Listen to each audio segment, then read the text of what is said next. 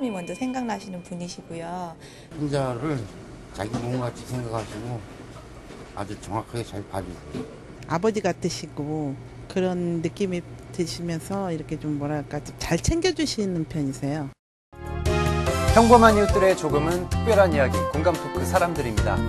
인생은 짧고 예술은 길다라는 말은 사실 의학의 아버지 히포크라테스가 남긴 말로 유명합니다. 예술은 뛰어난 기술, 즉 의술을 의미합니다. 사람의 생명을 다루는 의술의 길은 멀고 어렵다는 것을 강조하는 것이라고 할 수 있겠습니다. 오늘 소개할 분은 오랜 기간 의술의 길을 걸어온 분입니다. 안양 샘병원 박상은 원장 나오셨습니다. 안녕하십니까? 네, 안녕하세요. 반갑습니다.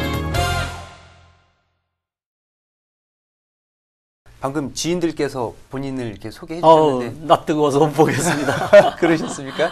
예, 시청자 여러분께 직접 본인 소개 좀 해주실까요? 네, 반갑습니다. 저는 샘병원의 의료원장을 맡고 있는 박상은입니다. 잘 부탁하겠습니다. 네. 자세한 얘기는 이제 키워드 토크로 풀어보겠습니다. 보면 이렇게 단어들이 좀 있어요. 네. 이 단어들로 이야기를 좀 나눠보겠습니다. 제가 이걸 처음 선택을 좀 할게요. 목사. 이게요, 제가 왜 선택했냐면, 혹시 목회하십니까? 목사님 같으세요? 예, 아닙니다. 저는 그냥 의사입니다. 아, 그러세요? 근데 이 목사라는 이 단어, 아마 이게 걸린 이유가 있을 것 같은데요. 저희 아버님이 목사님이셔서 네. 예, 제가 이제 그런 분위기 속에서 자랐었죠.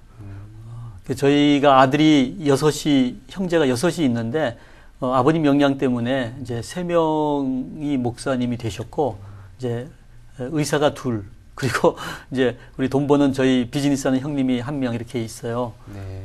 그래서 아마 그런 좀 가정적인 분위기가 또 저의 형성에 많은 영향을 끼친 것 같습니다. 네. 6 형제세요? 네네. 다복하시군요. 예. 네.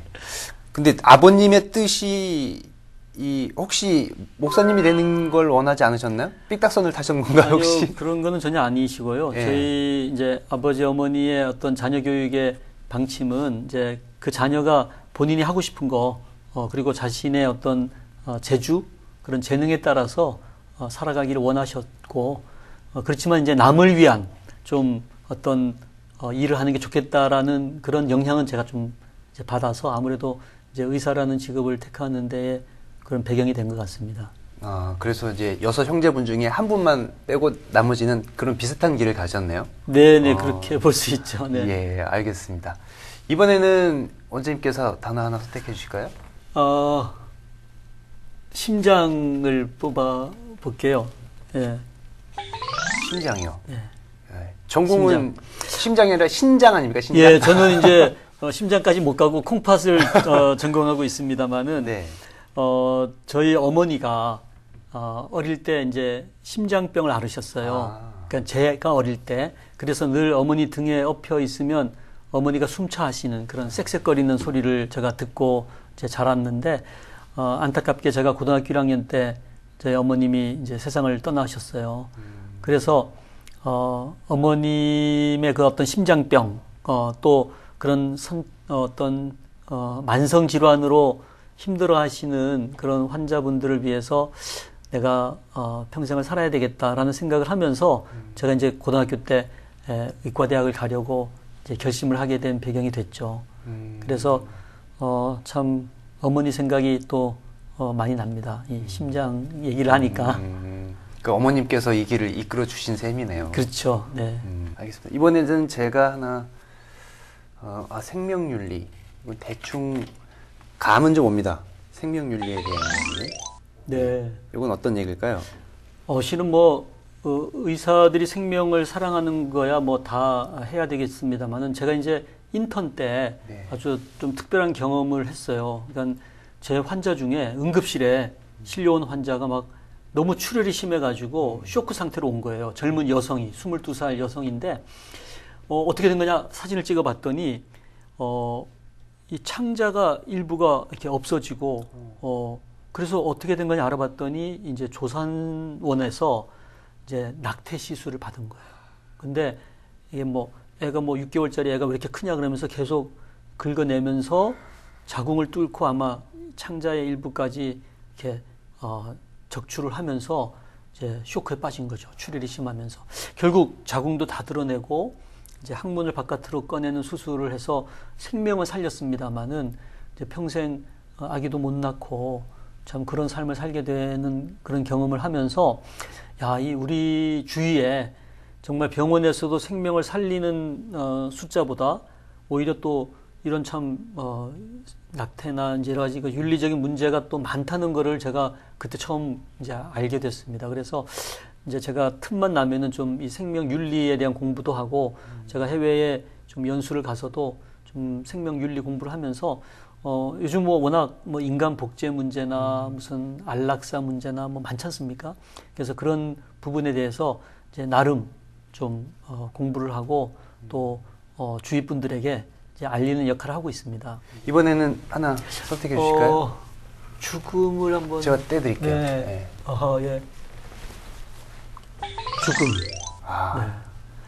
네.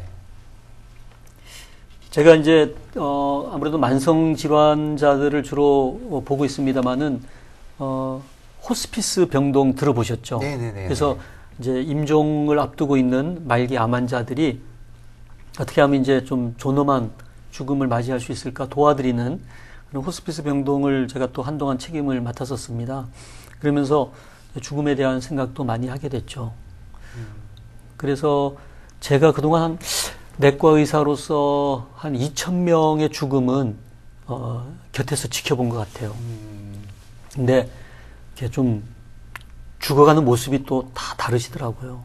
참 어떤 분은 참 이렇게 막 힘들게 그 죽음으로부터 회피하면서 도망가려다가 이렇게 돌아가시는 분도 계시고, 어떤 분은 좀 이렇게 환한 미소로 죽음을 향해서 이렇게 맞이하러 나가는 듯한 그런 느낌을 받기도 하는데, 어쨌든 누구에게나 그렇죠, 맞닥뜨려지는 이 죽음의 문제에 대해서 우리가 좀 살아 생전에 조금 더 깊이 한번 생각을 해보고 언제 닥칠지 모르는 나의 죽음을 좀 준비하는 그런 삶을 살면 좋겠다, 그런 생각을 해봅니다.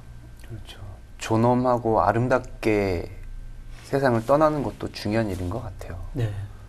그래서 과거에는 왜 중환자실에 막 그 기계들에 의해서 인공호흡기 달고 그러면서 가족들과는 떨어져서 마지막 숨을 거두시는 그런 경우가 많았는데, 이제 최근에는 호스피스를 통해서 그렇게는 하지 말자.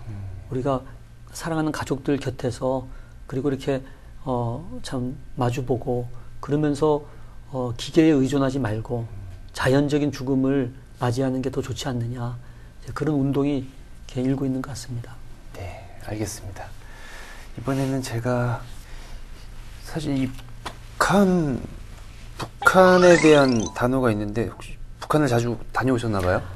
예, 제가 한 7번은 다녀왔는데요. 네. 물론 이제 최근에는 못 갑니다만은 1998년도부터 2007년도까지 북한을 이제 드나들면서 그곳에 참 열악하지 않습니까? 저희가 특히 이 보건의료 분야에 좀 일들을 했습니다. 그래서 그 중에 이제 기억이 남는 것은 평양의과대학병원 그러면 북한에서는 제일 좋은 병원이잖아요. 근데 그곳에도 혈액투석실, 그러니까 인공신장실이 없었어요. 그래서 저희가 그 기계도 가지고 가서 세팅도 하고 또 그곳에 있는 의사 선생님들 저희가 좀 교육도 하고 해서 그곳에 혈액정화실이라고 우리나라 이제 남한의 인공신장실 같은 그런 시설을 세팅을 해가지고 첫 환자를 진료했던 경험이 있어요. 그래서 이제 죽을 날만 기다리던 이제 교수님이셨는데 어떻든 혈액 투석을 받게 되면서 생명을 이제 살리셔서 저희가 참 보람이 있었죠. 근데 이제 여러 가지 정치적인 상황 때문에 더 이상 이제 북한을 갈 수 없어서 2007년도 이후에는 저희가 가지를 못해서 그분이 지금 살아계신지 아직은 알 수가 없는 참 안타까운 상황입니다. 이번에는 네. 하나 이건 좀 전생의 비전이요? 저의 어떤 그 비전이라 그럴까요? 저의 네. 꿈이라 그럴까? 그걸 이제 전생의라는 단어로 좀 요약을 해봤습니다. 아, 저는 깜짝 놀랐어요. 어떻게 비전을 태어나기 전에 세울 수 있지? 그래서 이제 첫 글자인데요. 이제 네. 저는 전인 건강. 그래서 이제 제가 의사로서 이제 33년 벌써 됐는데요. 환자의 어떤 그 육체적인 병만 진료하는 의사가 되기보다는 조금은 마음의 병. 요즘 뭐 힐링 얘기 많이 하잖아요. 그래서 뭐 마음도 좀 어루만져 드리고 또 뭐 관계나 어떤 저 깊은 어떤 상처들 이런 것까지 좀 이렇게 치료해 드리는 의사가 되고 싶다. 이제 그런 면에서 제가 이제 전인 건강을 저의 하나의 모토로 삼고 있죠. 그리고 생은 이제 생명 윤리 아까 말씀하셨는데 제가 살아가는 동안 참 생명의 소중함만큼 중요한 게 없잖아요. 그래서 그거를 저희 어떤 비전으로 삼고 있고요. 마지막 이제 의는 의료 봉사. 그래서 저의 은사님이신 장기려 박사님처럼까지는 못 되더라도 어떻게든지 다른 사람을 돕는 그런 의료 봉사의 삶을 네. 어떻든 남은 인생 동안도 좀 살아보리라 이런 네. 좀 꿈을 가지고 있습니다. 네, 알겠습니다. 이번에는 이제 박상은 원장의 하루를 한번 저희가 현장에서 촬영을 했는데 한번 같이 보고 말씀 나눌까요? 네. 네.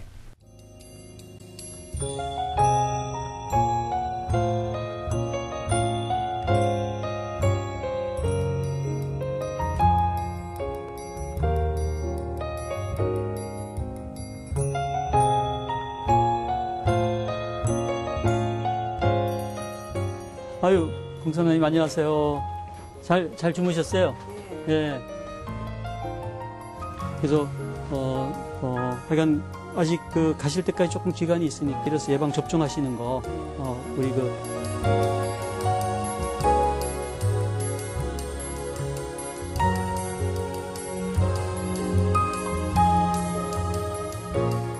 또 올리는 게 좋은데 지금 이렇게 좀 운동 좀 이렇게 산보하세요? 날씨가 이제 좀 좋아지니까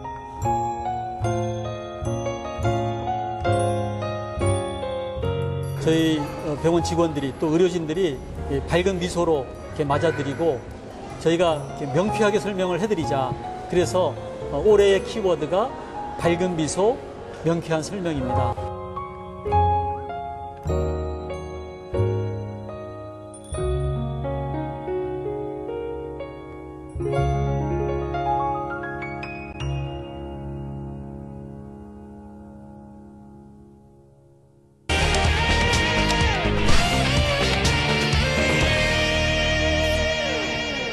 네, 지금부터는 이제 박상은 원장의 인생에 있어서 희로애락의 순간은 언제였는지 이야기를 한번 나눠볼 텐데요. 좋은 얘기 먼저 할까요? 나쁜 얘기 먼저 할까요? 그래도 좋은 얘기 먼저 좋은 얘기 먼저 하실까요? 네. 그러면 기쁨의 순간은 언제였을까요? 80대 환자요? 네. 아무래도 의사하다 보니까 네. 이제 환자분이 뭔가 좋아질 때 네. 이렇게 기쁨을 느끼는 것 같아요. 그래서 이 80대 환자분 제가 생각이 나는데 네. 이 할아버지는 열흘 동안 변을 못 보신 거예요. 그러니까 얼마나 답답하겠어요. 그래서 저희 샘병원을 왔는데 저희 뭐 레지던트 선생들이 뭐 관장을 하고 뭐 약을 먹여도 안 낫는 거예요. 변을 못 보시는 거예요. 그래서 제가 딱 진찰을 해보니까 이게 변이 이 딱딱한 변이 보니까 이제 막고 있는 거야, 밑을. 그래서 제가 이제 그 글러브를 꼈죠. 그래서 이제 소위 저희가 핑거 에네마, 손 관장이라 그래요. 이제 손으로 항문에 이제 변을 좀 이렇게 네. 긁어내야 됩니다. 그래서 이 딱딱한 거가 나오고 나면 그 다음에 이제 부드러운 해결이 게. 되거든요. 네. 그래서 딱 이렇게 글러브를 끼고 넣어봤더니요. 막 정말 돌 같은 것들이 꽉 막혀 있는 거예요. 변이 너무 굳어져 가지고. 그래서 그걸 이제 열심히 이제 파냈죠. 처음에는 막 힘들어 하시더니 할아버지가 얼마 좀 파내고 나니까 아이고 시원하다. 아이고 시원하다. 그러면서 너무 좋아하시는 거예요. 저도 기분이 좋으니까 막 이제 신나서 막 신문지 깔아놓고 이만큼 나오고 그러고 났더니 이제 쫙 이제 밀렸던 변이 나오시는데 할아버지가 너무너무 좋아하시는 거예요. 그래서 아이고 시원하다 그러면서 그래서 저도 이제 너무너무 기뻤죠. 이제 그러고서 제가 딱 손을 봤더니 이 글러브가 찢어져가지고 제가 너무 열심히 파가지고 이 손톱 밑에 네. 노란 게 막 쫙 끼어 있더라고요. 네. 그래도 얼마나 그게 참 기뻤는지 제가 그 기쁨을 제가 잊을 수가 없어요. 식사하고 계신 시청자 여러분들은 저희 죄송합니다. 양해 말씀드립니다. 어쨌든 네 그렇고요. 즐거운 순간 얘기 한번 해볼까요? 네. 예. 의료봉사. 제가 뭐 즐거움을 느끼는 것이 꼭 뭐 의료 봉사 이렇게 좀 너무 거창하게 적어놨습니다만은 이제 아프리카 요즘 제가 자주 다닙니다. 벌써 한 20대 번 다녀온 것 같은데요.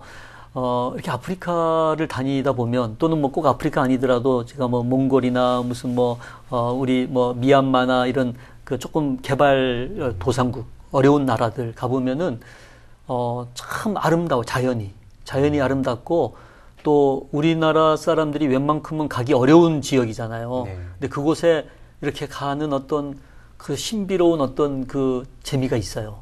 그래서 약간 그 중독이라 그럴까요? 어떤 그 모험적인 여행을 제가 즐기는 것 같아요. 그래서 아프리카도 이제 우리 뭐 후배들 동료들하고 같이 이렇게 가면 물론 이제 진료도 합니다만은 그 진료를 하러 가는 과정 또 그곳에서 만나는 새로운 사람들 이런 그 만남이 저에게는 참 인생의 즐거움이 아닌가. 그래서 전혀 몰랐던 어떤 땅도 밟아보고 또 처음 만나보는 어떤 그런 사람들 뭐 얼굴색이 다르고 문화가 다르지만은 그런 사람들을 만나서 친구가 되고 이런 것들이 저에게는 너무 기쁨이 되는 것 같습니다. 네. 저희가 조금만 도움을 줘도 그 병이 낫고 생명을 살리니까 엄청 그건 참 보람이 있는 일인 것 같습니다. 네, 알겠습니다. 이번엔 안 좋은 얘기 좀 해볼게요. 무엇이 나를 화나게 하느냐? 불가항력. 불가항력. 그러니까 제가 참 의사로서 환자를 대합니다마는 아무런 도움도 줄 수 없을 때 그때 정말 화가 치밀어 올라요. 그 환자분에 대한 화가 아니라 그 어떤 질병에 대해서 우리 누님, 우리 어머님, 우리 형제를 누가 이렇게 만들었는가에 대한 이렇게 분노가 치밀어 오르는 거죠. 근데 정말 아무리 의학이 발달했다 하더라도 현대 의학으로도 고칠 수 없는 병들이 아직도 많이 있거든요. 이제 그런 환자분들 만나 뵙게 되면 이제 저의 무력감 때문에 저에 대해서도 화가 나고 참 어떻게 도와드릴 수 없는 또 얼마 전에 왜 세월호 참사도 있었지 않습니까? 우리가 뻔히 눈으로 보면서 아무런 도움도 줄 수 없다는 것에 대해서 너무 화가 나는 거예요. 이제 그런 이 불가항력의 어떤 일을 만나게 될 때 나에 대해서 참 아무것도 해줄 수 없는 나에 대해서 또 그런 어떤 환경에 대해서 좀 이렇게 화가 치밀어 오르는 거죠.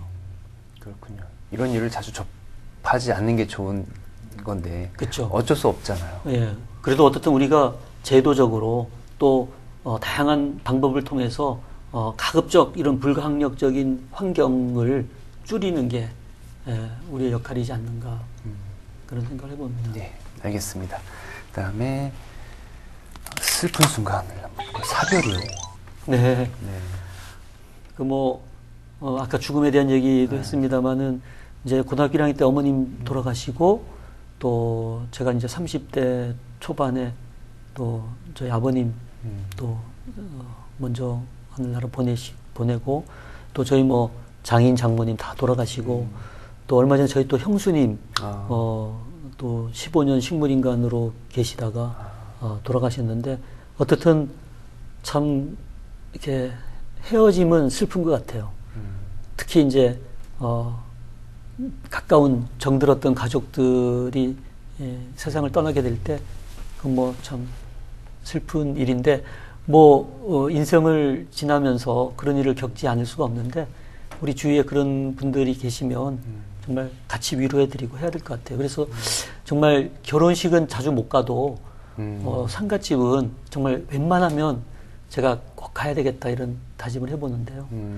참 헤어짐의 슬픔, 특히 그 사별의 슬픔이 가장 큰 슬픔인 것 같습니다. 특히나 내가 의사인데 이걸 어떻게 해줄 수 없는 상황이라면 더더욱 그렇겠어요. 그렇죠. 네. 근데 사람들이 가장 가까운 그 가족의 소중함을 그 죽음이 닥쳐서야 비로소 안다는 거예요. 저는 이번에 그 세월호 참사를 통해서 참 많은 것을 깨닫습니다만은 정말 얼마나 우리의 가족, 가까운 사람들의 그 소중함, 이거를 다시금 우리가 일깨웠지 않습니까? 그래서 정말 평상시에 일상의 삶에서 가까운 사람들에게 잘해야 되겠다. 네. 정말 사랑한다고 미루지 말고 말해야 되겠다. 그런 다짐을 해봅니다. 네, 이번 코너는 내 인생의 타임캡슐입니다. 박상훈 원장께서 내 인생에 있어서 이것만큼은 남겨두고 환생하든 자녀들이든 뭐 손자 손녀들이든 이분들이 이것만은 좀 나중이라도 좀 봤으면 하는 이런 물건 있으시면 좀 갖고 와주세요 했거든요. 네. 근데 보니까 이걸 가져오셨네요. 네, 제가 이게 뭐 제가 만든 저희 집 가훈입니다. 아, 가훈이요. 네. 그래서 정결한 삶, 행동적인 삶, 남을 위한 삶 이렇게 만들었는데 우리 자녀들이 뭐 제가 또 언젠가 세상을 떠나게 됐을 때 그래도 아버지의 가르침을 좀 기억해 줬으면 좋겠고 또 그 자손의 이렇게 해서 어떤 우리 자녀들 자손들이 좀 마음속에 간직했으면 좋겠다는 그런 말을 네. 좀 타임캡슐에 넣어두고 싶어서 네. 가지고 왔습니다. 네. 그 다른 건 좀 이해가 가는데 정결하다는 그 의미는 어떻게 해석하면 좋을까요? 그러니까 뭐라 그럴까 우리가 이제 약간 뭐 윤리에 대한 얘기도 했습니다만은 정말 어떤 순수함, 그 왜 윤동주 시인의 그런 시도 있지 않습니까? 좀 바람에도 정말 괴로워할 정도의 어떤 자신의 순수성을 지켰던 그 시인의 노래처럼까지는 아니더라도 뭔가 다른 사람에게 해를 끼치지 않으면서 우리가 어떤 정결함을 지켜나가야 되겠다. 또는 어떤 순수함 또는 초심 뭐 이런 의미에서 저는 정결한 삶이 가장 중요한 것 같아요. 왜냐하면 하도 요즘 이렇게 오염되고 또 다른 사람의 어떤 다른 사람의 것을 자기의 것으로 이렇게 취하고 싶은 그런 이렇게 욕심이 많은 세상에서 우리 자녀들, 우리 자손들만큼은 좀 이렇게 정결한 삶, 좀 순수한 삶을 살았으면 좋겠다. 뭐 제가 잘 안 되는 부분이라서 네. 저에 대해서도 계속 좀 되뇌이고 있는 그런 말입니다. 네, 알겠습니다. 오늘 긴 시간 말씀 감사하고요. 마지막으로 시청자 여러분께 전하고 싶은 말씀 있으시면 한 말씀 해주시죠. 네. 안양 지역에 벌써 저도 이제 15년째 안양샘병원의 이제 원장을 맡고 있습니다만은 정말 이 안양 권역이 제가 보기에는 참 건강하고 살기 좋은 도시인데 우리가 같이 지역에서 같이 서로가 힘들 때 힘이 되어주고 함께 사랑하며 살아가는 참 그런 세상이 되었으면 좋겠다. 그래서 저희 샘병원부터 정말 솔선수범해서 여러분들을 잘 섬기고 또 여러분들이 아플 때 마음껏 찾아올 수 있는 그런 병원이 되도록 노력을 하겠습니다. 아무쪼록 건강하십시오. 감사합니다. 네, 고맙습니다. 네. 환자들은 병으로 인해서 마음까지 상처받는 경우가 많습니다. 의술을 인술이라고 하는 이유는 사람의 마음까지 치유해 병을 고치는 것이 바람직하기 때문이겠죠. 인술을 펼치는 좋은 의사들을 우리 주변에서 좀 더 쉽게 많이 만나볼 수 있기를 기대해 보겠습니다. 공감토크 사람들은 다음 시간에도 삶의 향기 가득한 이웃들과 함께 찾아오겠습니다. 시청해 주셔서 고맙습니다.